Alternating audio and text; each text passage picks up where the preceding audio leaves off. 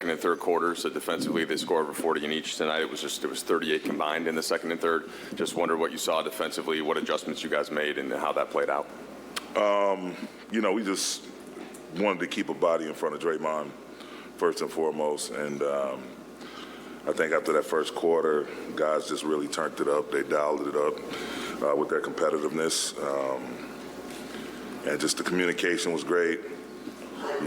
Us being aware of who was on the floor for them, who's coming out, what combination of players are out there, which kind of dictated, some of our coverages, and we were able to switch up our pitches. And but just the competitive edge, that's something we talked about between game two and this game tonight was just, we could talk coverages, adjustments, and all of that, but the basic foundation of us executing anything is our approach, our energy, our effort, our urgency.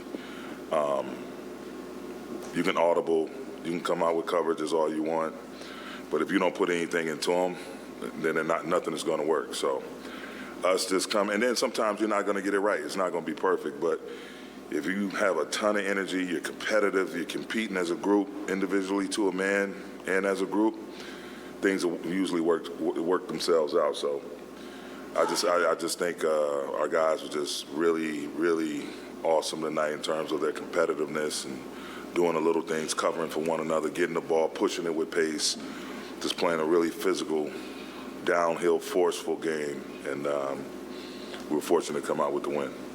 Coach, I know you felt very confident about winning the game tonight, but are you kind of surprised at how, from a scoring standpoint, how lopsided it was? I mean, the things happen.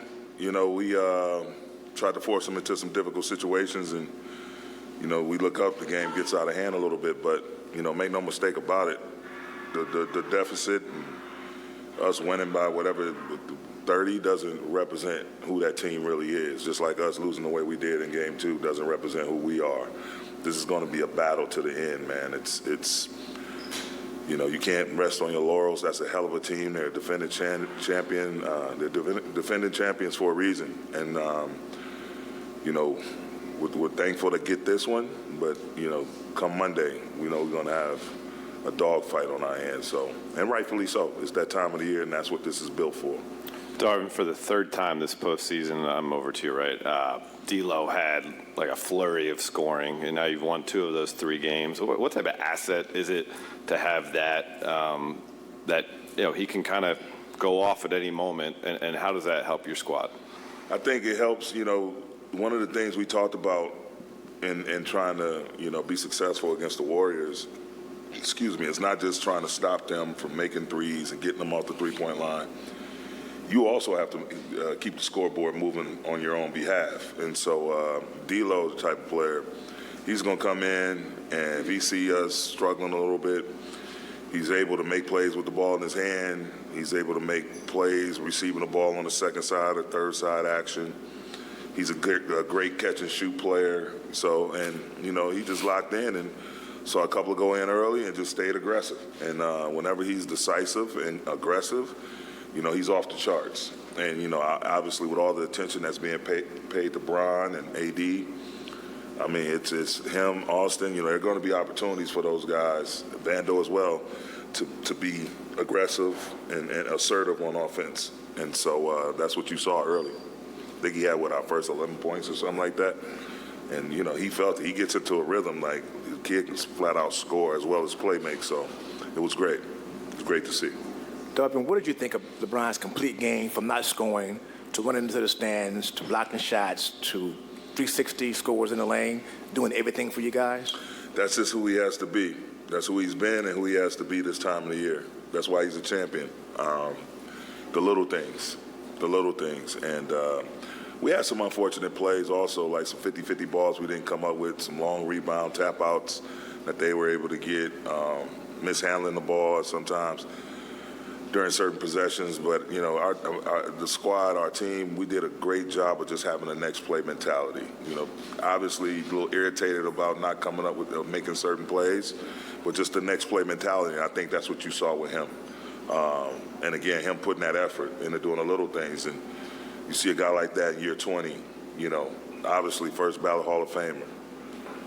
top 5 dead or alive ever to play in the NBA. And to see him doing the little things like that, just a screen and him pushing the pace, him finding teammates, him defending, rebounding, it makes it easier to get these other guys to do it. Yeah, Darvin, when you talk about your defense and the way you guys operate, is it possible to overestimate just how important AD is to that effort? I mean, he's the catalyst. He's the anchor, man. His activity, when he's blocking shots, changing shots, it's amazing. And he's locked in to the T, and really communicating with the coaches, coverages. Again, being aware of who's on the court, who's in the game for them. What are we doing? How are we guarding this action? How are we guarding that action? And just his awareness. The ball gets driven. We don't want to just take away the 3 line. They're going to make their fair share of threes. But what we can't do is give up the easy bunnies at the rim in the paint. And he's done a phenomenal job just whenever he's out there, not just against this team, but just overall, just the way he commands the paint defensively. And he's able to step up, switch out on the perimeter, and just force guys into awkward positions and tough shots. And so he's definitely, he sets the tone for us defensively. Darvin, how much of LeBron not scoring in the first quarter and a half is him just looking for AD, trying to get him going, and then D'Lo obviously had to go in early? How much of it is him just kind of orchestrating how you guys need to play offensively? I think it's just a case of allowing the game to come to him, allowing a natural rhythm to happen and not forcing things. And then, D'Lo came out blazing hot. AD had some moments. Everybody, he's not going to be that guy that's going to be selfish and force his way. Once he gets it going, that's another story, and that's how he should approach it once he's reeling off basket after basket. But to set the tone for us offensively, he's great about allowing other guys to play, allowing other guys to have their moments, which in turn creates balance for our entire lineup and our scoring output. So that's just him. That's the way he's always played, just trying to make the right play. Darvin, over your right. Can you kind of quantify, with the big lead, how valuable that could be to get LeBron and AD off their feet in the fourth quarter? It's huge. It's huge, and I'm sure they probably had the same thought process on their side with a couple of their guys. But it's huge. Whenever you can, bottle up some energy and save it for another, save that output for another day, like in our case for Monday. You have to take advantage of it, and it's great to have that luxury. They don't come too often. And so for those guys to be in the low 30s, and we had the game under control by the time we were going into the fourth quarter, it's a great bonus for us. Darvin, obviously winning games 3 and 4 here in the Memphis series was big for you guys in that series. Going into game 4 this time, you spoke about the defensive approach. How confident are you, given that you guys were able to do that once before, that you guys will be able to, give that kind of same defensive effort on a back-to-back game? Well, that's what we can control. We can't control whether shots go in or not. We can try to put ourselves in a position to get open shots, but even still, sometimes the ball doesn't go in the basket as often as you would like. But defense, our effort, our energy, our competitiveness on that side of the ball, that's something you can damn near get right every night. And it's something that we have to do against this team. You relax 1 second or you start feeling comfortable or complacent, and, they're going to burn you every time. And so we have to definitely stay on our toes. We'll get in the lab again tomorrow, see what we can get better at, see what we need to sustain, and come out of it prepared to take that next step into game 4. Each game is its own entity, and you have to prepare as such. You're not just, they don't lap over. Like, each game is different. We lose by 27 up there. They come, they lose by 30, and now game 4 it's going to be a good one. Coach, congrats on the win. You spoke about D'Lo's hot start in this game and LeBron not scoring the first quarter and a half, but his defensive effort early in the game when things were a little bit more tight, how important was that in this win? We need all of our guys to do that, not just LeBron. But, again, him doing the little things, him giving those extra efforts, it sets a tone for our ball club. Him being, one of the leaders, him and AD, when they see those guys diving on the floor, chase down blocks, trying to get loose balls, trying to save the ball in bounds after, getting tough rebounds. It just sets the type of tone for who we want to be, what our identity should be, and that's a defensive-first ball club. Again, we got enough points in that locker room to score. We have to make our mark defensively, night in and night out. Darvin, y'all were down 11 in that first half. Like, I know we talking about LeBron waiting to establish himself and deferring a little bit, but at what point in that second quarter, whether y'all was down or during the turnaround, did you feel like that was when your team clicked and you felt like everything was going to be fine from there? I mean, just us getting into a rhythm and the ball moving and bodies moving, us setting screens, giving a physical presence and rolling and playing downhill. I think we had, 21 free throws at halftime, and that's a sign for us when we're playing the right way offensively. We're playing physical. And then defensively, the guys locking in and activity. Even times where we were in a certain coverage and it didn't call for a switch or we weren't supposed to be switching, we switched just based on necessity, someone getting screened or falling down, just our ability, just in a blink of an eye to cover for one another, teammates covering for one another.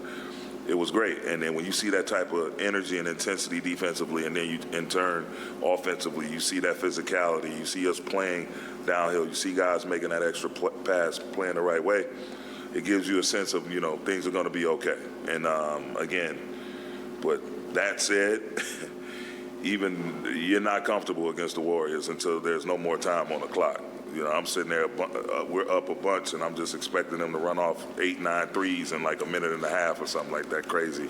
It's just a constant paranoia and respect of who they are, who they've been, what they're capable of. And, again, we have to keep just stacking great possessions defensively, game by game, time by time. So hopefully, we'll see some good stuff from this game, but we'll definitely, I know, see some stuff that we can still get better at and come out and try to put our best foot forward on Monday. Hey, Darvin. As a follow to what Ramona asked, from your perspective, when LeBron is scoreless in the first, is there a sense of, we've got to get him going? Or is there a sense from your end of he's going to take over when he needs to take over? I think it's a combination of both. And I would be worried maybe earlier in the year. But with the team we have now, the new pieces we've added, the way pieces that have been here playing, i.e. Austin, Dennis, their ability to make plays. Lonnie came in, and had an impact as well. The guys that we have around Brown and AD now give you confidence that, they don't have to just throw up bad shots in an attempt to get going. Like, I don't want to say wait their turn, but they can calmly insert themselves into the offensive side of the ball.